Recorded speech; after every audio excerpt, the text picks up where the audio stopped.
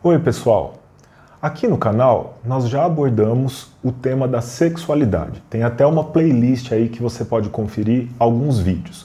Nós já comentamos que a vida sexual satisfatória ela tem uma influência positiva na saúde como um todo e na qualidade de vida, no bem-estar.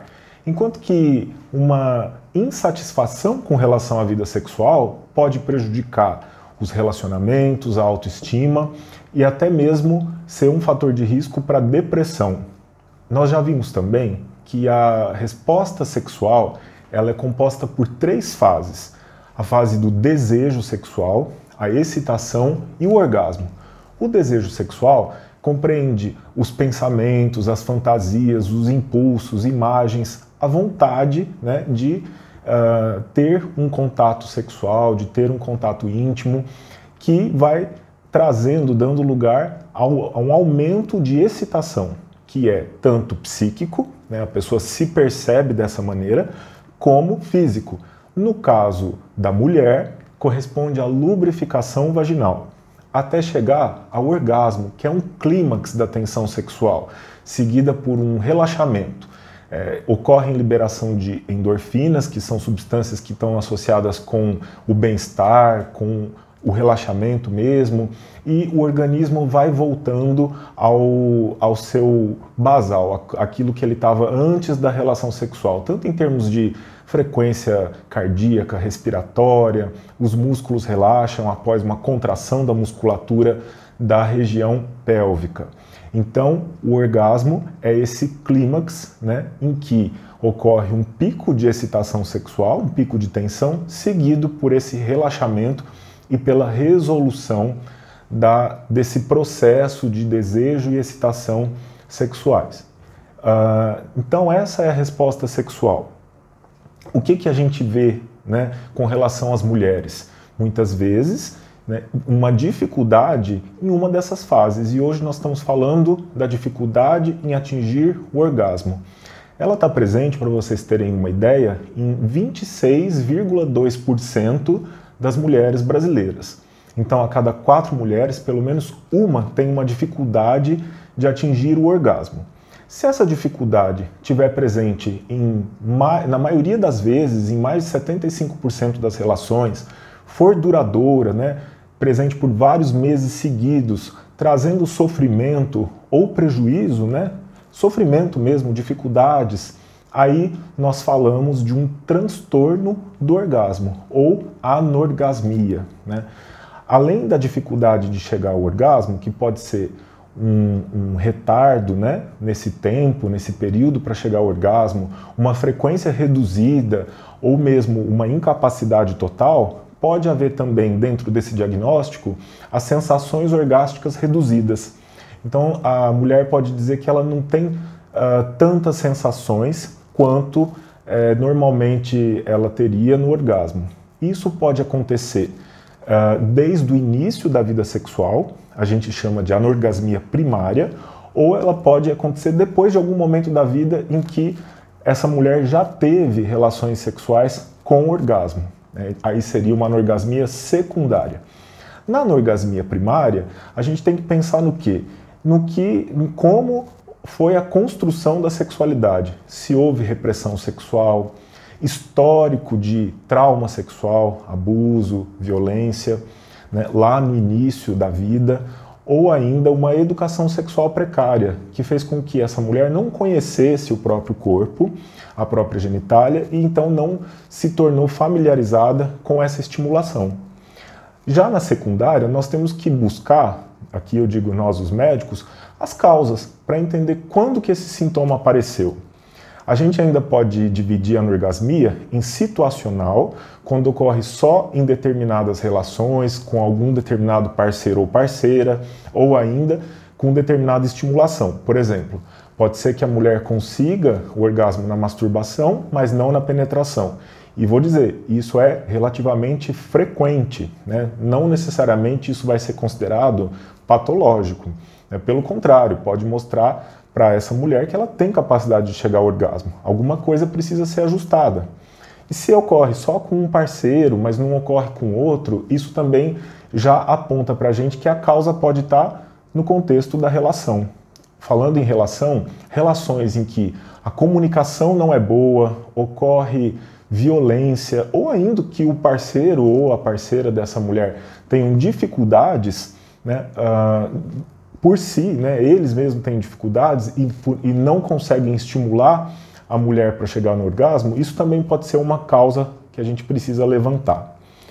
Com relação aos fatores de risco para uma pessoa ter, né, para uma mulher ter anorgasmia, então eu já falei da construção da sexualidade, né, que ocorre desde o início da vida, né, ela vai sendo construída a partir das relações familiares, afetivas, né, e como essa mulher, no contexto cultural dela, desde menina, foi sendo educada em relação ao próprio corpo, ao que pode, o que não pode, o que é certo, o que é errado, o que é sujo, o que é feio. Na nossa sociedade, né, machista, estruturalmente, muitas vezes as mensagens que as mulheres recebem são de que elas não podem, né, se tocar, se conhecer, né, e ter o seu prazer sexual. Elas são muito reprimidas e isso pode, então, contribuir para essa dificuldade de se chegar ao orgasmo.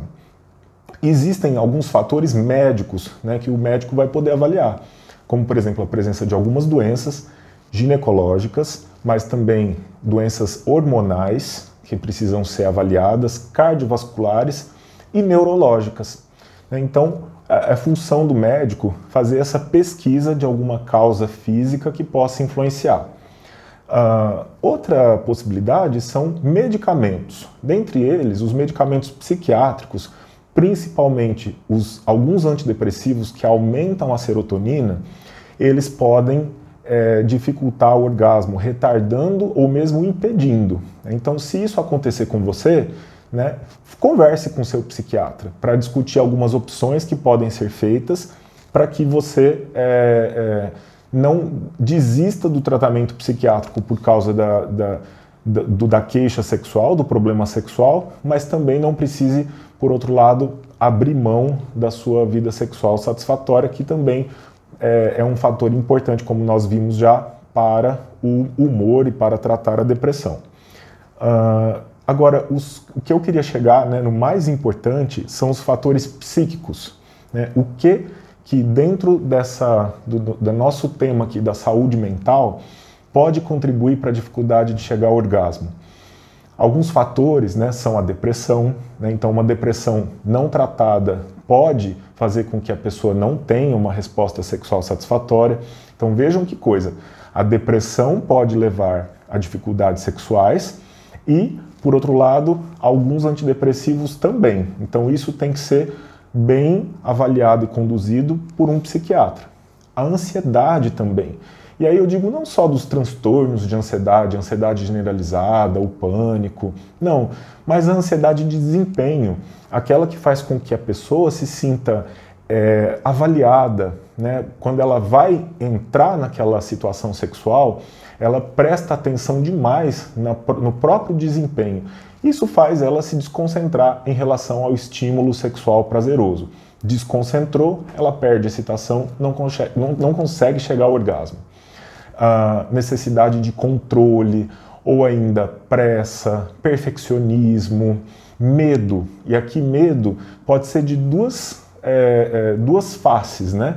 O medo seja do vínculo, do compromisso, ou ainda do abandono, né? Então, são maneiras de se relacionar que são muito antigas, que vêm lá da infância e que acabam influenciando ali na capacidade de entrega naquela relação, na relação sexual. Problemas de autoimagem também, a gente vê isso com muita frequência. As mulheres, elas são mais sujeitas a se sentirem mal com o seu próprio corpo, se sentirem insatisfeitas devido aos padrões de beleza que são ditados pela moda e hoje, né, tão divulgados nas redes sociais. Então ela pode se sentir tão envergonhada com o próprio corpo que ela não consegue se soltar, né, e ela não desfruta da relação sexual. Outro ponto aí, né, que eu acho importante, além do que eu já falei da questão da educação sexual precária, é o histórico de violência sexual. né, a presença de abuso sexual na infância, na história de uma mulher, pode trazer dificuldades na área sexual e na saúde mental como um todo. Então, se esses forem os casos, né, se em algum desses pontos você se identificou, seja com ansiedade, com depressão, com esse medo, né, seja de abandono ou de compromisso, se há histórico de violência, se há problemas com a autoimagem, não deixe de procurar um profissional de saúde mental, para que você consiga tratar essas questões que dizem respeito tanto à sua relação com você mesma, com seu histórico de vida, com seu próprio corpo, né, e também em relação às outras pessoas, para que você consiga ter uma vida sexual satisfatória. Além disso, existem alguns tratamentos médicos, né, para algumas condições, mas eu não vou detalhar eles aqui. O que eu vou orientar é que você tem direito, né, a uma vida sexual satisfatória, e isso tem um impacto muito positivo na saúde e na qualidade de vida. Apesar da repressão que existe com relação às mulheres, né, nesse campo, é importante se conscientizar de que o prazer sexual está aí para todos e todas, e o corpo é capaz de atingir, né? O que é preciso muitas vezes é o quê? Aprender, conhecer o próprio corpo, a anatomia a gente fala, o funcionamento do corpo, saber dessas etapas de resposta sexual, poder se tocar, poder, antes de tudo, ver a própria genitália, né? Tem muitas mulheres que até nunca veem, né? Então poder colocar um espelho, visualizar, tocar, né?